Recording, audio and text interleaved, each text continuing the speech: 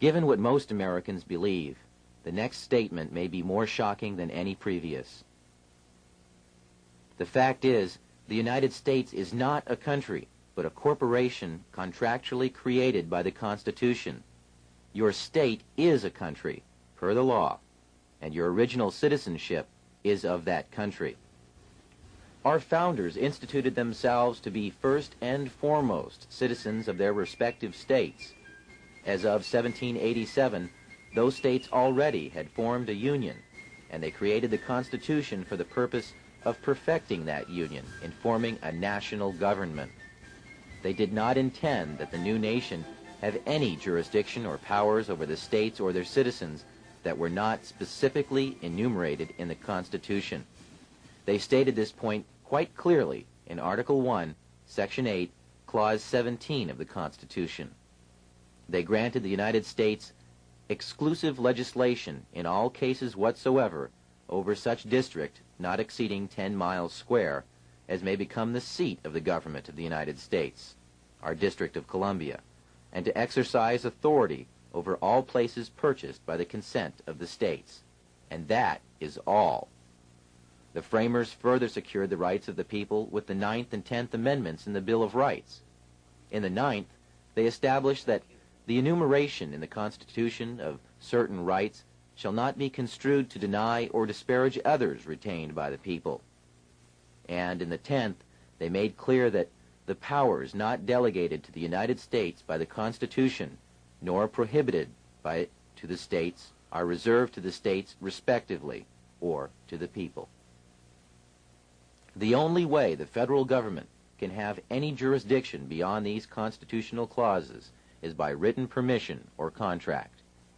Which leads us to another piece of the puzzle, the 14th Amendment to the Constitution, ratified in 1868 following the Civil War.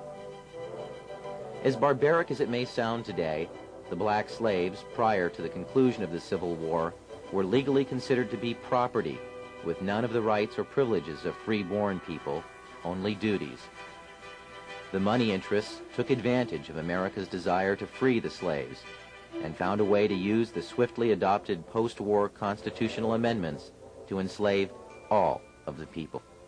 The deceit is in the wording of both the 13th and 14th Amendments. You will note that the 13th Amendment provides that neither slavery nor involuntary servitude shall exist within the United States. But why the emphasis on involuntary servitude? Isn't it the same thing as slavery? Sure it is. But they had to mention the concept of involuntary servitude because they wished to retain another type of slavery, voluntary servitude. Voluntary servitude is an ancient and established concept. It was the way serfs became subjects to their lords during feudal times in England and other European countries. It was a way for free men to earn a living at a time when all property was held by a select few, and thus anyone who wanted to farm and support their family had first to agree to be subject to a lord of the land. Our forefathers hated this concept and designed our Constitution to exclude titles of nobility, making all Americans sovereign. The 14th Amendment turned the intention of the founders on its ear by making voluntary servitude a requirement for former slaves to gain the rights already guaranteed to free-born United States citizens. When the slaves were released from their involuntary servitude following the war, their status was changed from that of being property to that of being a person. But being a person still entitled them to none of the rights associated with citizenship. So the 14th Amendment ostensibly was written to provide the former slaves with the same constitutional rights of free-born American citizens, but only if they agreed first to become subject to the jurisdiction of the corporate United States. Making oneself paramountly, that is, first subject to the jurisdiction of the laws of the United States, however, limits access to parts of the Bill of Rights, as we'll explain in a moment. But first remember, anyone who voluntarily subjects himself to the laws or jurisdiction of another is, in every way, obligated to abide by the terms of any contracts or laws established by whomever establishes the rules of the contract. In simple terms, This meant that the former slaves became subjects first to the United States, and secondly to the state in which they lived. They had no sovereignty whatsoever. This status had never existed in the United States prior to that time. The 14th Amendment created a new class of citizenship in the United States, a second-class citizenship. Up until 1868, every American was a paramount citizen of their state, and by virtue of that, also a citizen of the United States, with full individual sovereignty as guaranteed by Amendments 9 and 10 in the Bill of Rights. But so-called naturalized citizens, or 14th Amendment citizens, are paramountly subject to all laws of the United States, and, having no status as freeborn citizens, have no access at all to the unenumerated rights retained for the people by Articles 9 and 10 of the Bill of Rights. That's because, in order to get any rights at all, they had to subject themselves to the jurisdiction of the corporate United States, which left them no unenumerated rights. The only rights they had were those specifically written into the Constitution. The sad tragedy of America today is that all U.S. citizens, regardless of race, are now 14th Amendment slaves due to contracts with the government of the United States through Social Security, birth certificates, driving licenses, citizenship statements, tax forms, and many other documents. The true paramount citizenship that all Americans deserve is that of their respective state, which is a sovereign citizenship. Such status would exempt them from federal and state income taxes, as well as property and inheritance taxes. This sovereign citizenship was the status held by our forefathers. Now, if you're still thinking that the U.S. government needs to have a central bank and collect income tax or it will collapse, think again. Over 2/3 of the federal government's income is derived from sources other than income tax. There is even evidence suggesting that none of your income tax is used by the government.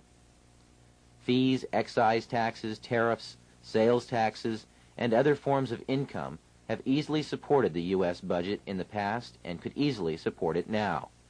We have done without a national bank for large stretches of our history, and the U.S. Treasury is perfectly capable of printing and managing a money supply. In fact, the only constitutionally sanctioned currency is backed by gold or other precious metals. This is a far more stable form of currency and is the type of money the Treasury was designed to handle. The government was doing so well collecting money under these original laws that it had amassed a huge surplus by the time this cartoon was penned 100 years later in 1887, when there still was no income tax collected at all. Up to this point, we have shown you how the money interests have 1. Established the Federal Reserve System, and 2. Exploited a second class of citizenship created by the 14th Amendment for other purposes, and we have mentioned a few names involved in the creation of the Fed. But there are other organizations working for our economic enslavement as well, along with other extremely rich and powerful international bankers. Those who support the Fed have created a global movement to centralize economic power in various puppet organizations that preach peace and stability through some variation of socialism, but act aggressively to draw nations into a web of foreign debt and servitude to their agenda. The United Nations, the World Monetary Fund, and the Council on Foreign Relations are all committed to an agenda of world domination through manipulation of economic power. The Council on Foreign Relations openly admits to being a private club, yet it is the primary recruiting post in both international banking and the federal government of the United States. Richard Nixon, Nelson Rockefeller, John Foster Dulles, Dean Rusk, Alger Hiss, Robert S. McNamara, and every president since FDR, with the exception of John Kennedy, have been members of this exclusive club where super financiers and your elected representatives can mix freely and plan the next step in the consolidation of power in a new world order.